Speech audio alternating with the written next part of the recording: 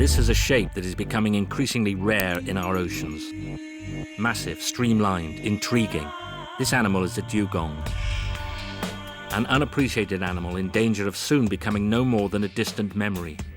Yet one more name on the never-ending list of vanished species. Because today, the dugong is the most threatened of marine mammals.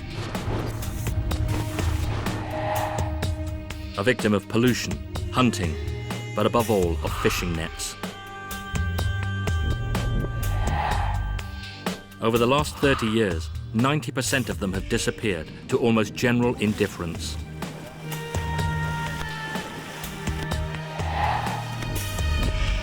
Cousins of the manatee, dugongs are part of the Sirenian family, a name taken from mythology, since it was in fact the dugong that gave birth to the legend of the mermaid.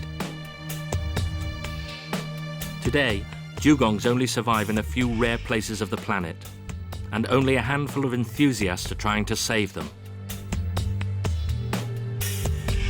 With the help of these eminent experts, we shall try to understand why mermaids and man cannot live together in harmony.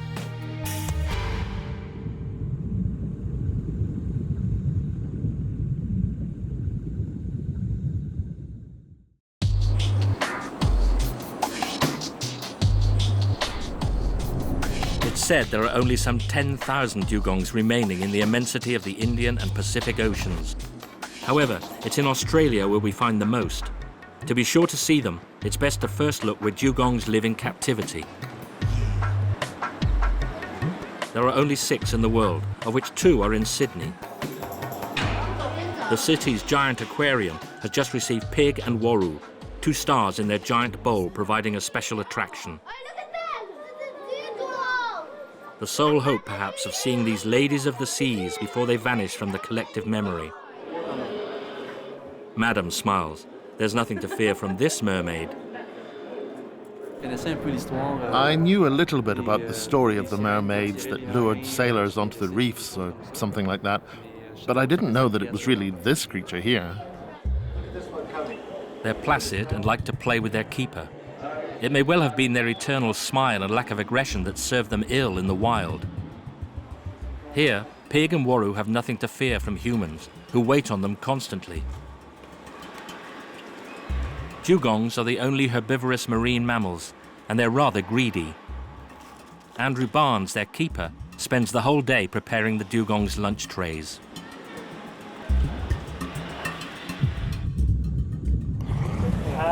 At the moment they're eating about 120 kilos a day. So we thread the lettuce into these trays which are weighted and sink to the bottom. So obviously a dugong in the wild feeding on seagrass, they feed on the bottom. So we try to replicate that by also feeding the dugongs on the bottom. It's probably because of their slightly ruminant side that dugongs have also earned the name of sea cows. However, it's towards the elephants that we must look for common ancestors. Dugongs are thought to be marine pachyderms. They're fairly gentle. He's a fairly calm animal. He's also been hand-raised, so he's very used to people. So we can interact with him a lot. We can play with him, we can hand-feed him, we can give him a lot of different toys, and he's quite a playful, gentle animal. Gentle, but also threatened. If nothing is done to slow the rate of their disappearance, in 10 years, pig and waru will be museum exhibits. I think these animals we have here are a perfect opportunity to try and educate people and get people to appreciate dugongs a lot more and what problems they face in the wild, because they do face quite a few problems, not just some hunting by native Australians, but also things like die-off of seagrass areas or entanglement in fishing line and net or boat strikes. They're all problems for these animals, and their numbers are very low all around the world. The dugong may be largely unknown in Europe, but it's quite familiar in Australia, where scientists have been studying it for 40 years. The Centre of Excellence concerning dugong, its Latin scientific name, is to be found 2,000 kilometres to the north in Townsville in Queensland. James Cook University has a worldwide reputation for its research on tropical environments and the sciences of the sea. Here in the Department of Environmental Sciences, a laboratory that is unique in the world is devoted exclusively to the study of the dugong. Its head is Professor Helen March.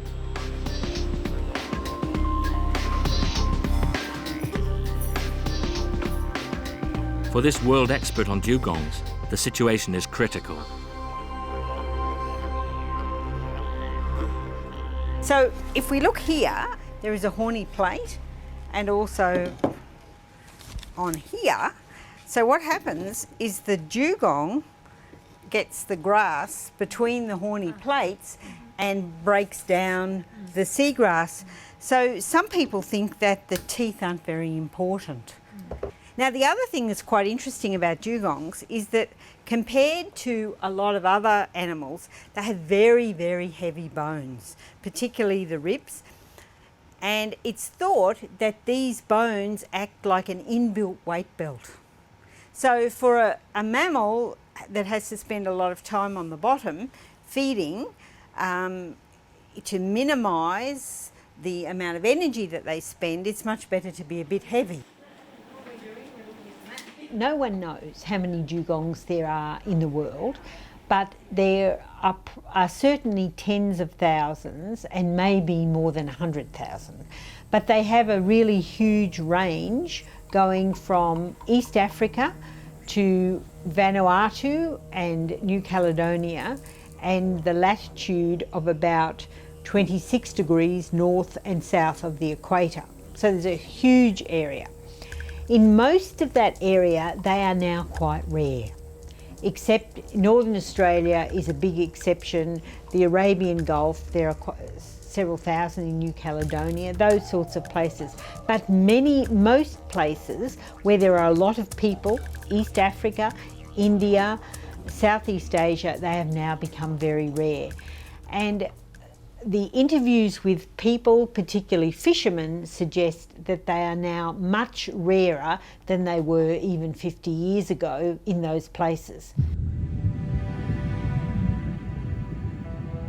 In many places on the planet, dugongs are worth much more dead than alive.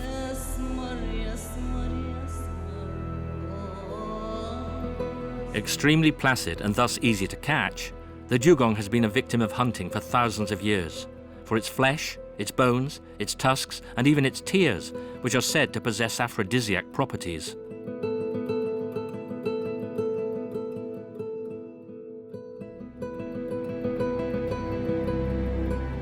However, the disappearance of the dugong is also directly related to the degradation of the marine environment. With coastal agriculture, pollution has considerably altered ecosystems, and the ocean grasslands where dugongs live is turning into desert. Now, the dugong is a herbivorous mammal, and without ocean grasslands it cannot feed itself, and instinctively it ceases to reproduce.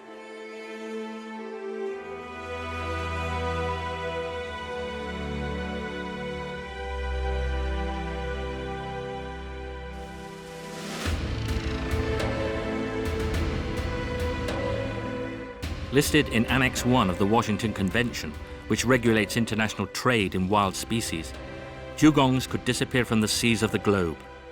There's a lot of evidence that points to a pessimistic future.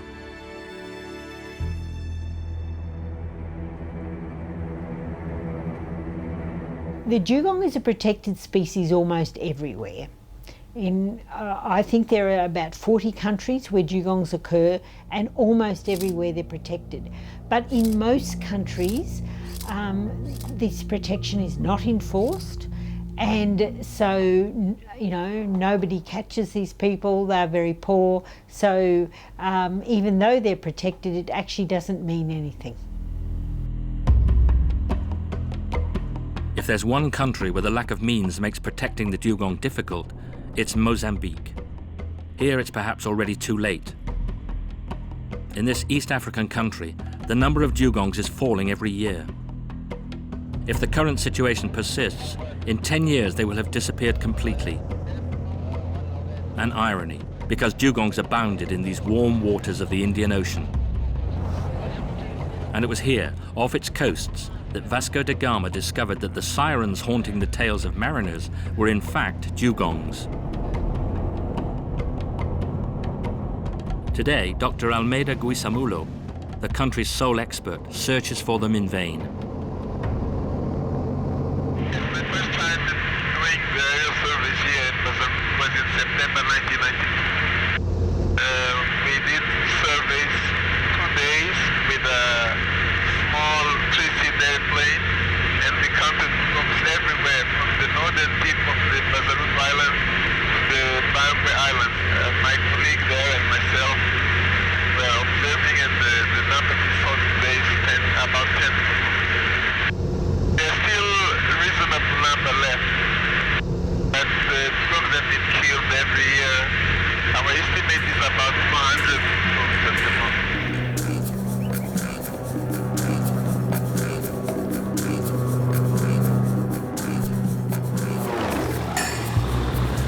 Poaching and the giant trawlers that rake the Mozambique Channel are certainly the cause of this carnage. But to be sure, Almeida needs evidence. In his laboratory in the Natural History Museum of Maputo, the researcher has just received a frozen dugong. Found dead, washed up on the coast, the dugong was brought here. This is the first time that Almeida has had a whole animal on which to conduct his investigations. Usually, dead dugongs never end up in his hands. They're eaten by poachers or burned by the authorities. Now in the role of forensic scientist, Almeida is going to look for evidence that might explain the death of the animal. When we have the animal already dead, this is the work we have to do. It's not a pleasant work, but what we learn from this will help us improve protection for those which are still alive there. So we have it's hard, but it's necessary. The autopsy tends to indicate a natural death. Dugongs can live to be 70 years old, and this one simply died of old age. But Almeida wants to learn more. He takes a sample of skin to perform a genetic analysis. Here, this box here is the Dugong kit for DNA samples. These kits, they were offered from us. They came from Australia, Ellen Marsh. To do a good genetic analysis, you need a good base of knowledge. And in Australia, they have already developed all they call primers. It's a sequence to compare how different our dugongs are from different parts of the world, because they have been doing for themselves in Australia and from other parts of the world. In Australia, scientists have considerably more means. Helene Marsh's laboratory will look for possible toxic residues. Yet Almeida's still not satisfied with his first results, and he goes 800 kilometers further north to Vilanculos, the place where the dugong was found. This researcher's obstinacy in saving dugongs may appear out of proportion.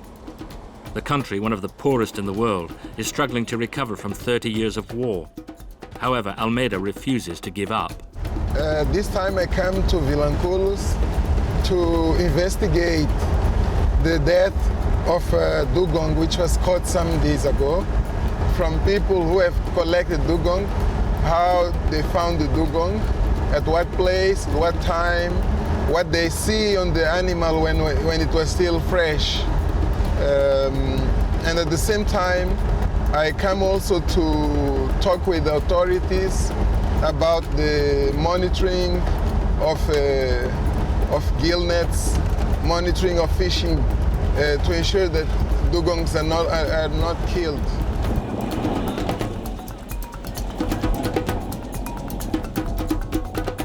After a 12-hour drive, we finally arrive in Vilanculos. Almeida has a meeting with the owner of a beach resort. Passionate about the marine environment, the South African owner of this hotel decided to set up in Mozambique to enable tourists to discover the local species.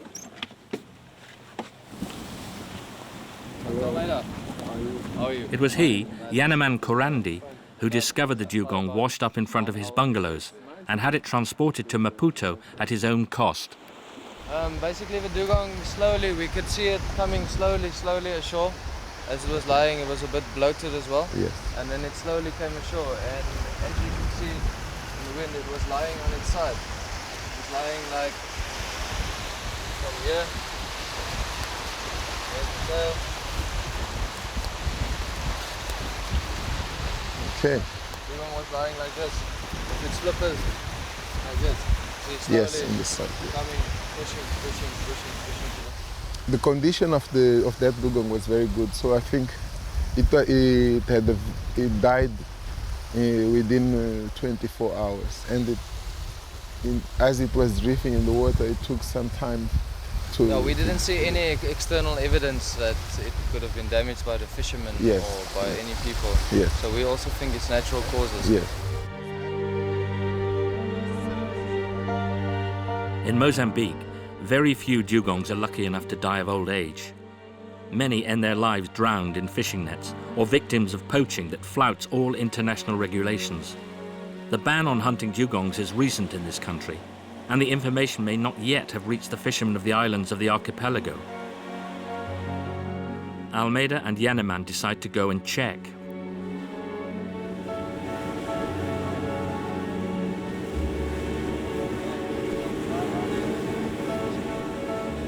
The bay is a protected marine reserve of 1,400 square kilometers, one of the biggest in the Indian Ocean. Here, in this sanctuary, is where the last 200 dugongs of East Africa are said to live. The survival of the last of the mermaids is far from assured. The deaths of only 10 animals per year would be enough to wipe out the species.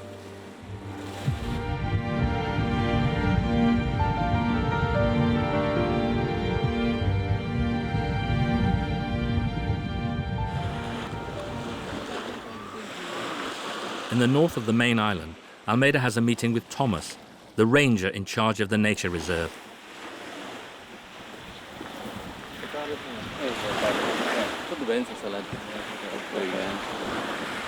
Do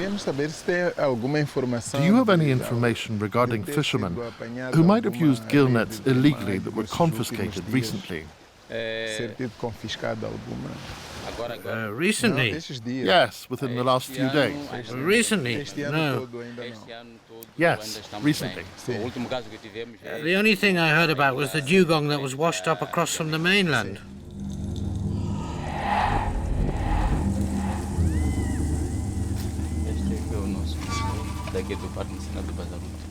This is the museum of the Bazarunto National Park. We have various objects and skeletons of animals, such as dugongs or turtles, fishing articles.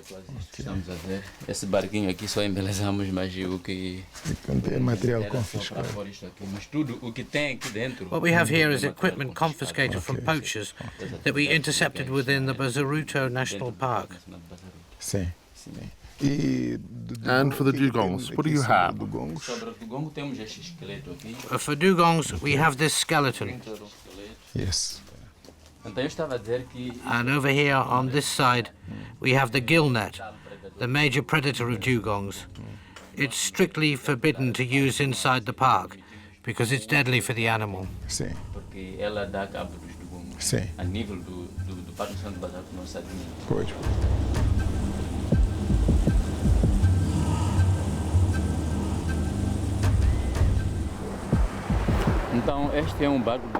You see there, that's the Bazarunto National Park's boat. That's the one we use for surveillance. In fact, we have two boats. That one is the Ciganos, the other the Sirenian. Sirenian.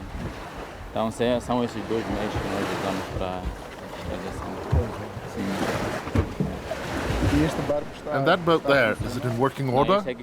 No, the motor on that one is broken. But the other one works.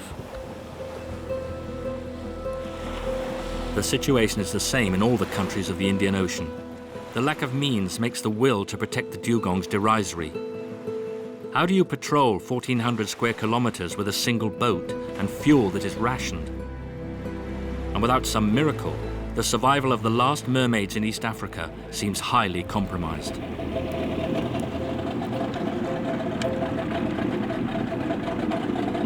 Almeida is also anxious. He wants to be sure that protection of the dugongs is enforced here. Bom dia. Mais uma vez, né?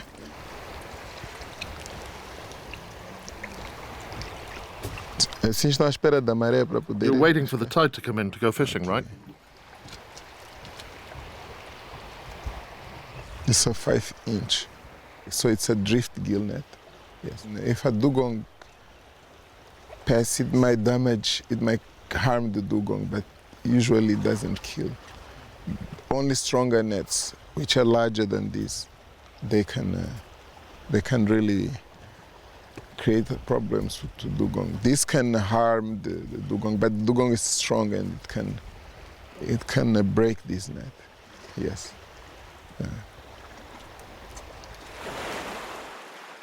Veritable traps for dugongs. The nets should be banned in these waters.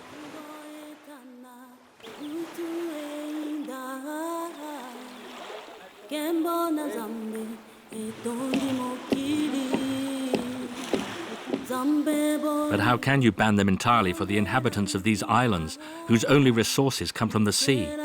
What do the fishermen and their families, left to their own devices, sacrificed for the sake of protecting the dugongs, think?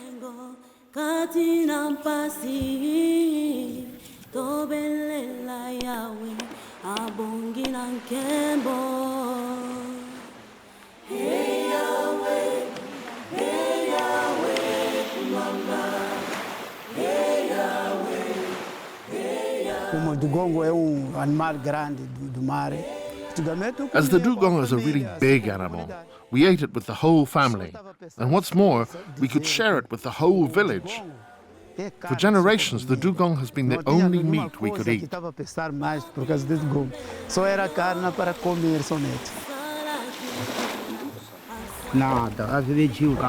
It's been a long time since I caught a dugong. We're not allowed to fish for them anymore. The rules have changed now. Before, the dugongs swam all around here near the coast. Today there are lots of nets and fast boats that make a lot of noise and frighten them away. Before we would catch 4, 7, even 8 in a day. Now food is a problem because we don't have enough to feed our families. We can't take dugongs anymore. And with the growing number of fishermen, the fish have gone out into the channel there, where it's deeper.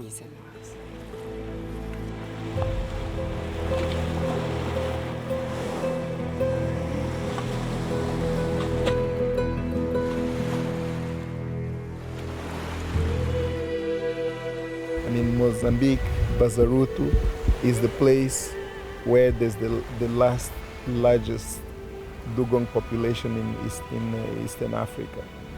So if we don't listen to it, we lose the dugong. The dugong will talk about dugong the same way in Mauritius people talk about the dodo, which is now gone. And the dugong is the dodo of this region.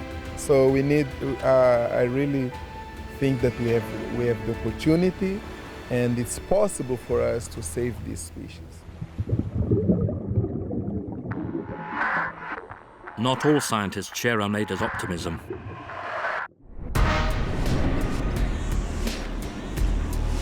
On the contrary, many consider that the only country where we'll be able to see dugongs 50 years from now is Australia.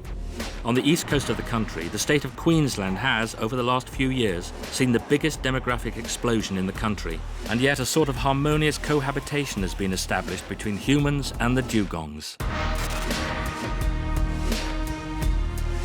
In Moreton Bay, close to Brisbane, researchers have managed to film hordes of dugong in the protected zones where motorboats are banned. Only researchers from the University of Queensland, led by Janet Lanyon, are allowed to break the ban. This doctor of dugongs is a zoologist, an expert on marine animals. Once a month, she conducts a veritable dugong chase in the bay. Janet and her team try to capture the dugongs in order to measure the impact of the neighbouring city on the state of health of her protégés.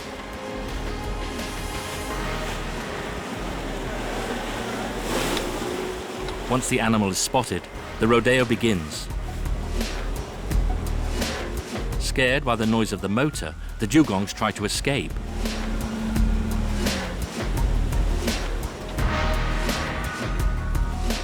The front row forwards of the team put on their scrum caps and wait 1 or 2 minutes until the animal is finally exhausted.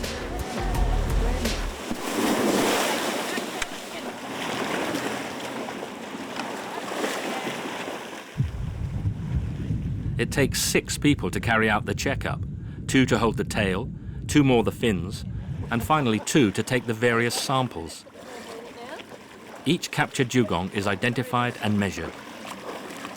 The animal is not at all aggressive, but managing to hold 400 kilos still under the water is not that simple.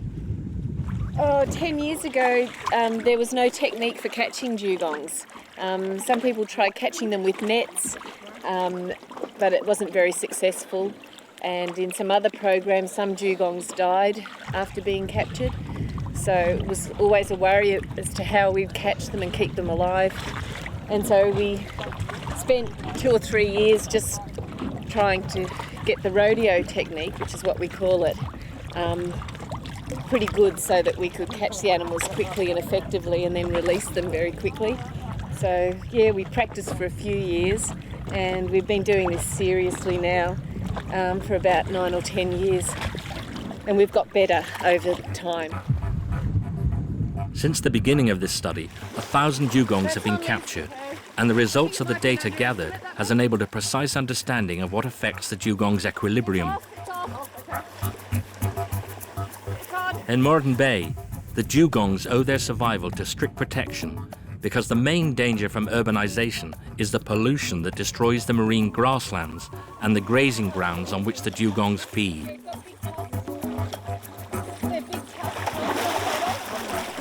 This is a mark recapture program where we mark individual animals. So every animal has a unique number tag and we can identify the same individuals year after year and we follow them through their lives.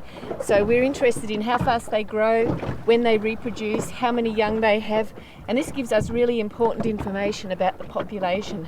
So we're interested in looking at the health and the size of the populations in the urban areas along the coast, and then comparing these populations to populations in non-urban areas where they don't have problems with people impacting their environments.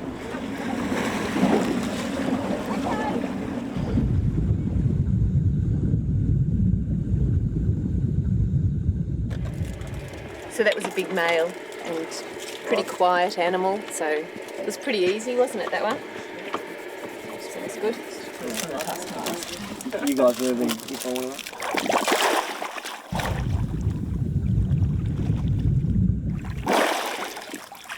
So what we've got here is dugong's favourite food. This is Holophila ovalis. And it's very sparse on the bottom in the sand. And they come along with their mouth and just suck it up and then just grind it between the plates inside and their tongue and then swallow it. But you can see that there's not a lot of food there. So they have to, you know, they eat like a cow. I mean, they're a sea cow. They eat all day long, every day, just to get enough food so they can, you know, survive.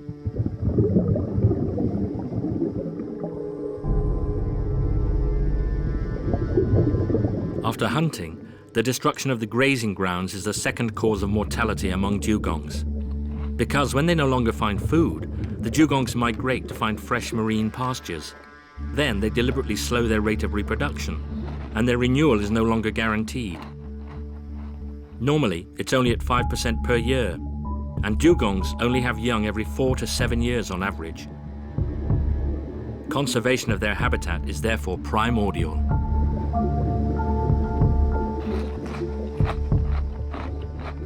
I think there are 2 reasons why they're so numerous in Australia.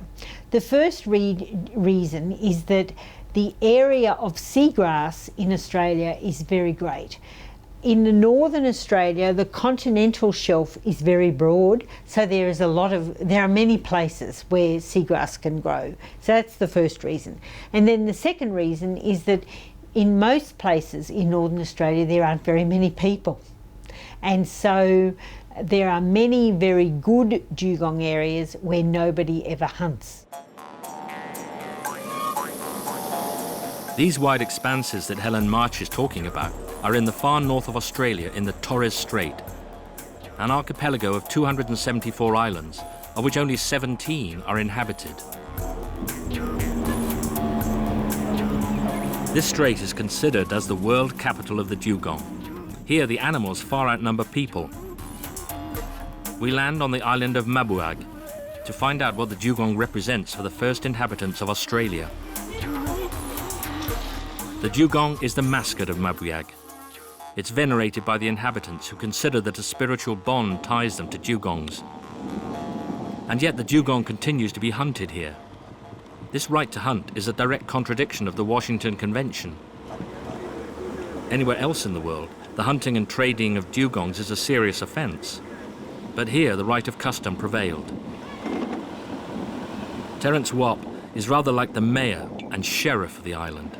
He knows very well that abroad, hunting the dugong is very poorly viewed.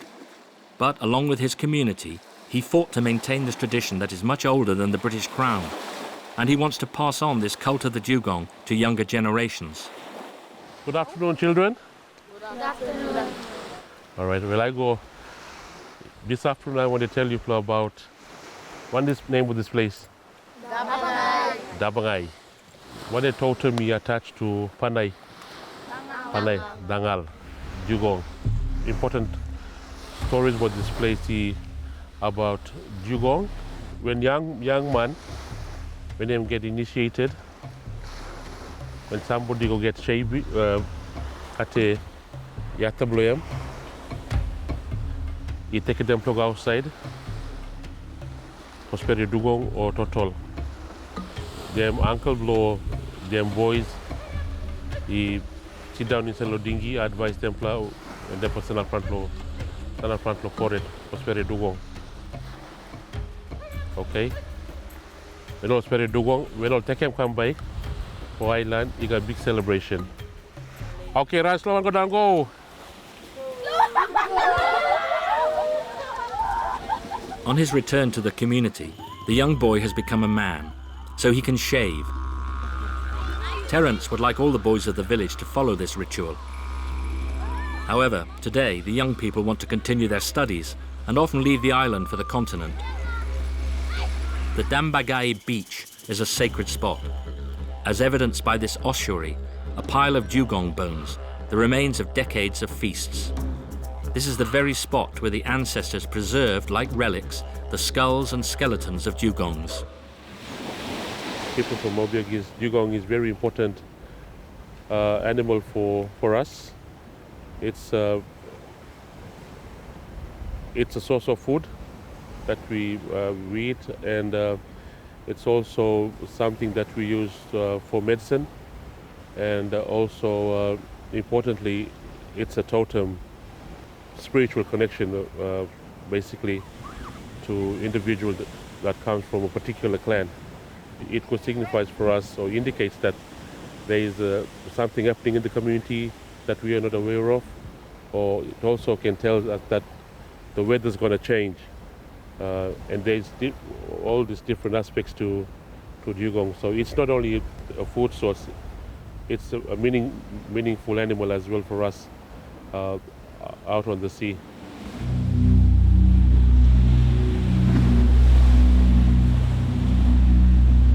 Isolated on their little patch of earth, the islands of Mabuag depend on the sea to feed themselves.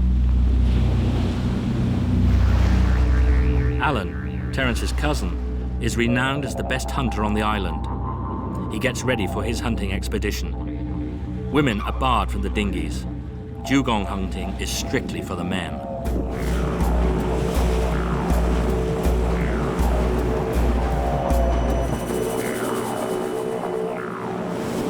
Alan has to catch 3 dugongs for a major family ceremony, and the weather is ideal.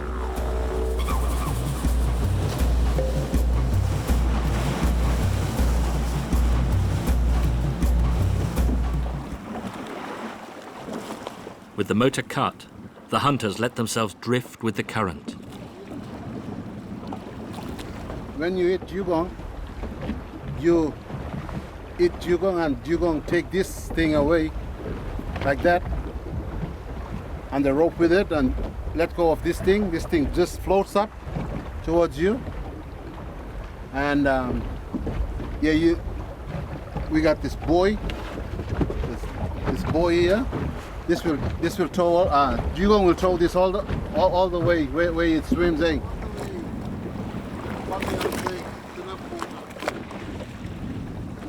So it's with a harpoon that they hunt the dugong, as in olden times, as it's always been, forever.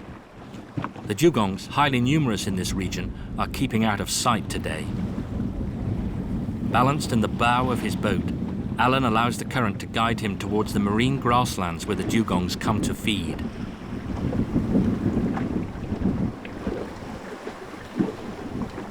You have to be patient. The wind and the swell drive the dinghy off its course. But dugong hunting demands the silence of a graveyard, and the motor is outlawed.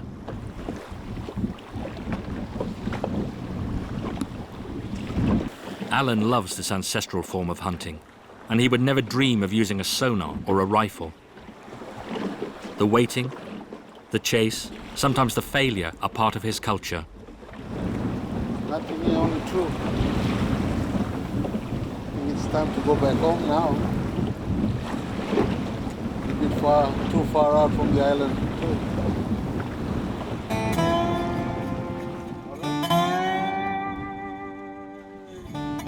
Alan and the hunters of Mabuyag are neither outlaws nor butchers. This ancestral hunting has been authorized by the country's High Court of Justice. Aborigines and the natives of the Torres Strait only hunt for food and only catch what they need. They all know that they must control their catches and leave the dugongs in peace during the mating periods to be sure to continue hunting and always be able to eat them.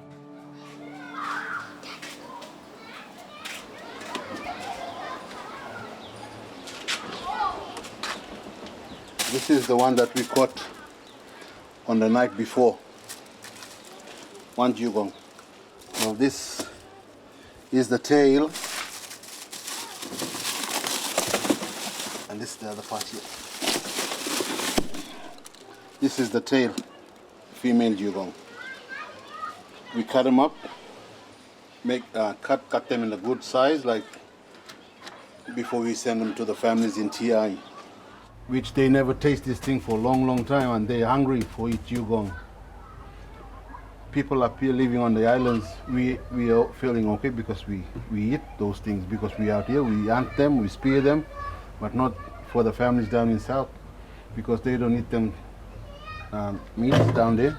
They only eat white meat, white man meat. Yeah. It's been our right. It's been our culture right from way back from our forefathers of hunting for dugong, and it is still today.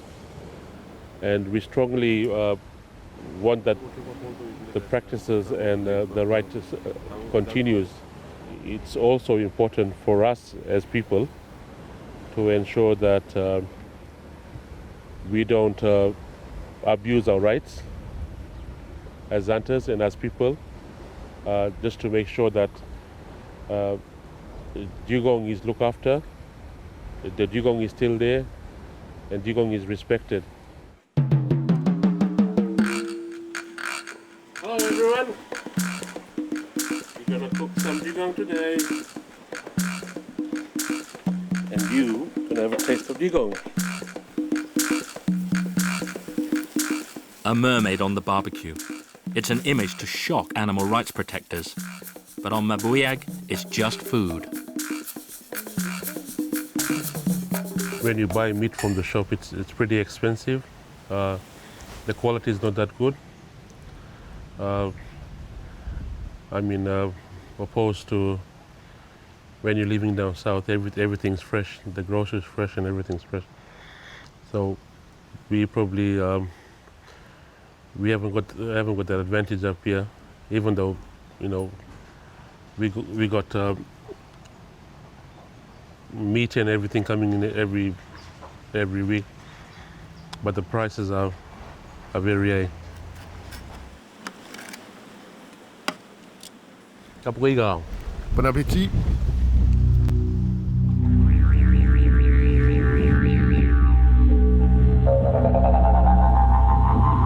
Alan has gone back to sea, driven by the wind in his makeshift sails.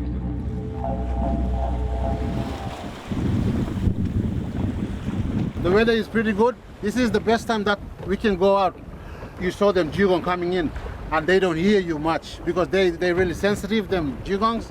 They can hear you far off. When they hear you, they take off straight away.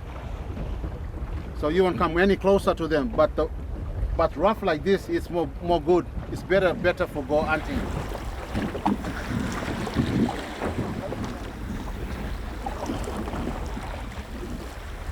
In order to make as little noise as possible, the hunters communicate by gestures. Then, once the animal is spotted, the confrontation begins.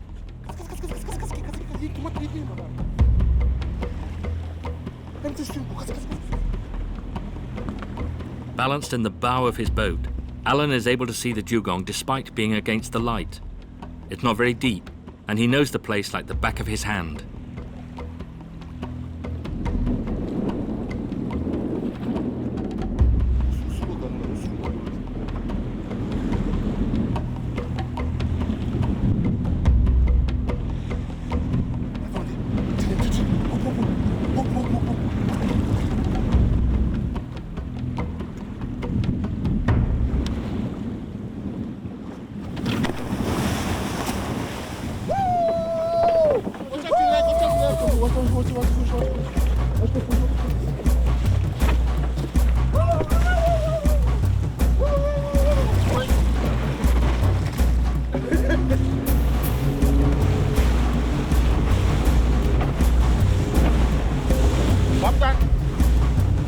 That was a mother and a baby. I saw them start to come up now. Good one, good timing. Number one. The mother is hit. Her young one stays by her side.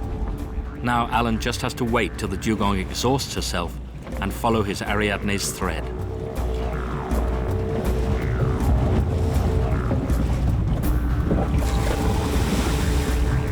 The young dugong is also caught. Without its mother, it was condemned in any case. To kill dugongs, the hunters hold them under the water and prevent them surfacing to breathe.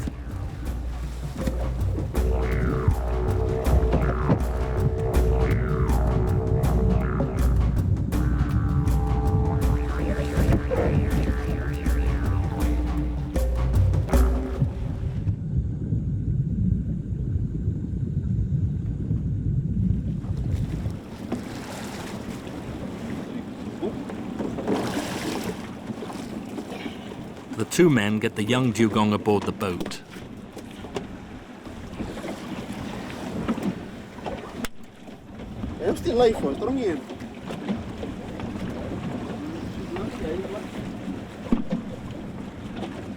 Okay, let's go and grab that other one, and we're heading home. We're going back home before 8 o'clock. Woo! How lovely.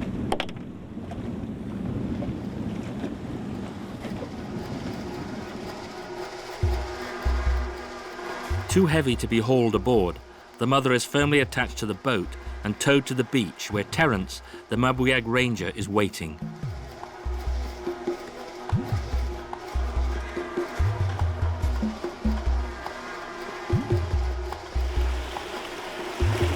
Terence has to register the catch, a practice set in place a little more than a year ago, and which is designed to enable the community to manage the dugong population better. At the moment, there's no restrictions at the moment. So what you see there is what's been caught this morning. So I think it's important for me to record everything down and keep the information.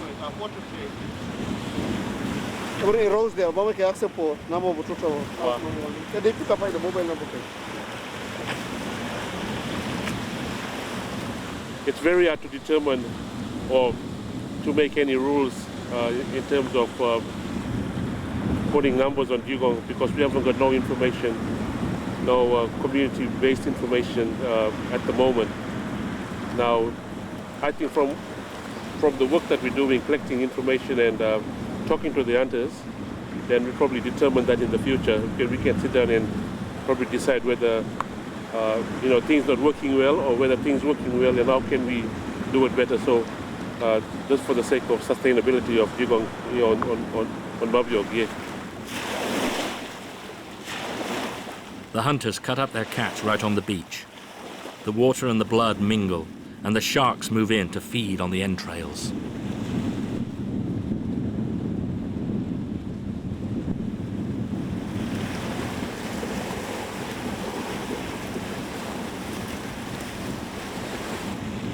Try the shot.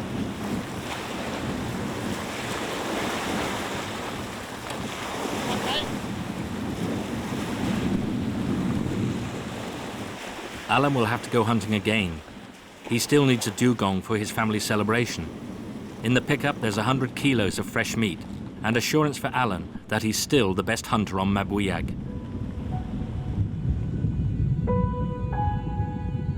Dugongs still have a slight chance of not immediately joining the list of extinct species.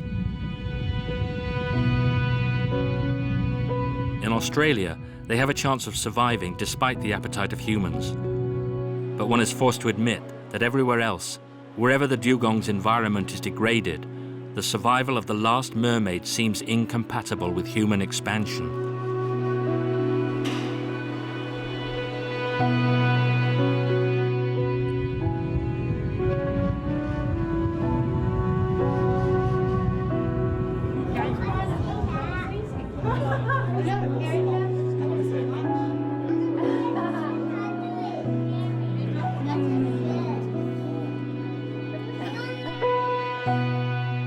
If the myth of the mermaid is very much alive, the animal that inspired it is in great danger of disappearing amid indifference. I suspect it's too late. I hope I'm wrong. I really hope I'm wrong, because Bazarutu Bay is a very, very beautiful bay and, a very special, beautiful area, so I hope I'm wrong.